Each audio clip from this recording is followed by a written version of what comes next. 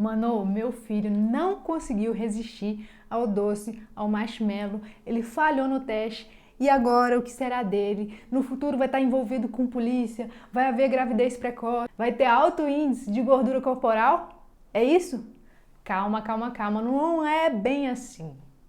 Aquele teste era uma foto que foi tirada do seu filho, do autocontrole do seu filho, naquele momento da vida dele. Mas esse teste não é determinante, é apenas uma foto.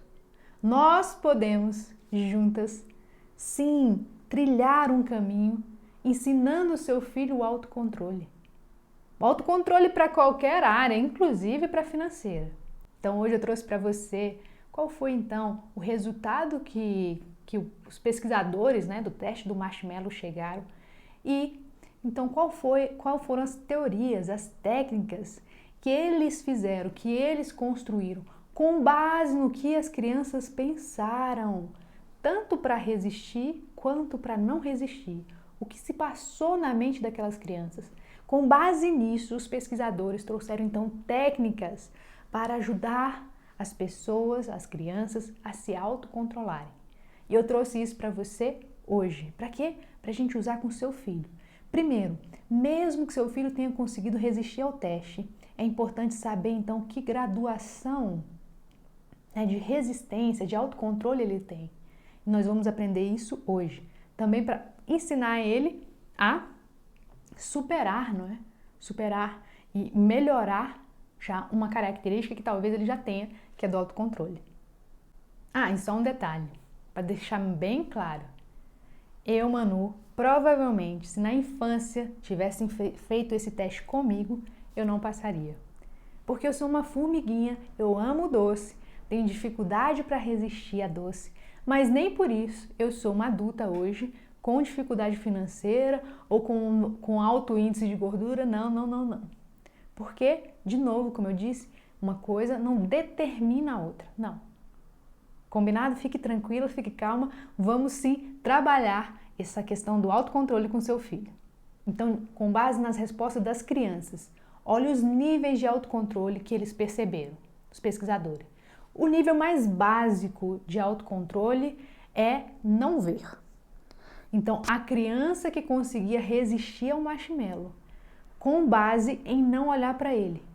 Então, ela fechava os olhos, ou ela fazia como a gente fazia na escola, né, que não queria assistir aula, por exemplo, deitava na mesa com a cabeça entre os braços. Por quê? Olha, se eu não estou vendo, isso me ajuda. É uma técnica que a criança utilizou para se autocontrolar. Se eu não estou vendo, então aquilo causa sobre mim menos tentação do que quando eu estou olhando e observando o doce.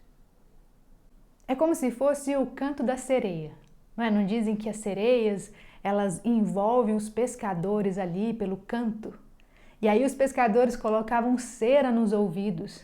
Para quê? Para não ouvir e não cair na tentação, né, de ser atraído pelo canto das sereias e depois morrer no mar. Pois é, essa cera no ouvido, no caso do teste do marshmallow, era tapar os olhos, ok? Só que esse é um nível muito básico de resistir a tentações. Por quê? Porque as tentações, elas existem. Elas não vão deixar de existir. Então, vou andar agora no mundo com o olho tapado, é isso? Não. Então, a gente precisa evoluir, mas já é um grau, sim, uma técnica para resistir a tentações. Uma segunda técnica um pouco mais elevada é quando você inventa uma historinha para tirar o seu foco do doce. Então você não fecha o olho, você vê o doce, mas você tira o foco daquilo. Então algumas crianças fingiam que estavam tocando alguma coisa, outras crianças começavam a falar, conversando com elas mesmas, outras fingiam que estavam dirigindo um carro e fazia até barulho. Então ela inventava uma história. Para quê? Para tirar o foco do doce. O doce existe, ele está ali, mas eu não estou focada no doce. Entende? Então já é um segundo nível.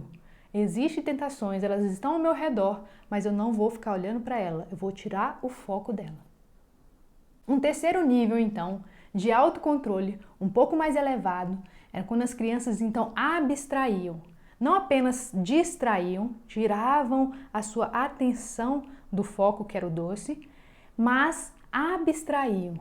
Então elas criavam na mente dela alguma historinha ou alguma imagem que facilitava elas a resistir ao doce. Como assim, Manu? Eu brinco que é a teoria do na verdade, na verdade. Então elas viam doce, mas quando perguntadas por que ela pensou para resistir àquilo, elas diziam: tia, na verdade, eu pensei assim, esse doce é delicioso, mas pena que várias baratas passaram a noite em cima dele. Então eles inventaram uma história. Para quê? Para ajudar elas a resistir àquele doce. Outros pensaram assim: na verdade, não é um doce. Ele parece um doce, mas ele é uma nuvem. E eu não posso comer nuvem, ninguém come nuvem. Então, olha a história que eles inventaram para resistir. Tá olhando para o doce, vê o doce, não nega o doce, mas inventa uma história que ajude ela a resistir. Outros ainda pensaram o seguinte: olha, na verdade, não é um doce, é um quadro, uma foto de um marshmallow. Não é um marshmallow de verdade. E eu não como quadro. Então, olha só que interessante. Além de olhar para o doce, além de não tirar o foco do doce, ainda está olhando de fato para o doce, não inventou uma história para tirar o foco, não foi isso. Ela olhou para o doce, focou no doce, mas inventou uma história para desmotivar ela querer comer aquele doce. Interessante, né?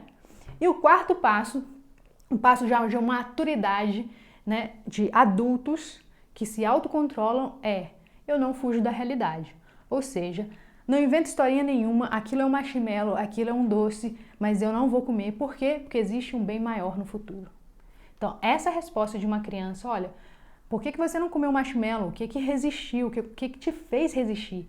E ela dizer assim: olha, o que me fez resistir foi que o pesquisador prometeu que quando ele voltasse me daria outro marshmallow. Essa resposta real, é a resposta de um adulto que se autocontrola, de uma pessoa madura que tem autocontrole. Entende? São os 4 níveis.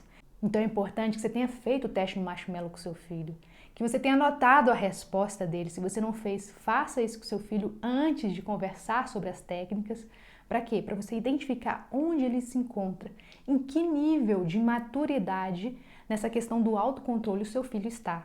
Para que você possa, sim, explicar para ele, ensinar para ele as outras técnicas, para que ele vá amadurecendo e melhorando nessa questão do autocontrole. Combinado?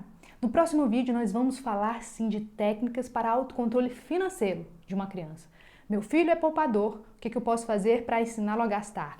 Meu filho é gastador, o que eu posso fazer para ensiná-lo a poupar? Isso no próximo vídeo. Mas se você gostou desse, então me dá aquele like. Se não é inscrito, se inscreve e ativa o sininho das notificações para ficar sabendo das próximas publicações. E se quiser saber mais do meu trabalho, então é só você clicar no link aqui abaixo. Tem um curso online gratuito para crianças, chamado A História do Dinheiro. Nesse curso, através de brincadeiras e atividades, seu filho vai viver a história do dinheiro. O que tem a ver, por exemplo, Uno, o jogo de baralho Uno, com a história do dinheiro? Se você não sabe, então precisa acessar e sim se divertir e aprender com seu filho sobre a história do dinheiro. Combinado? Então tchau, tchau e até o próximo vídeo.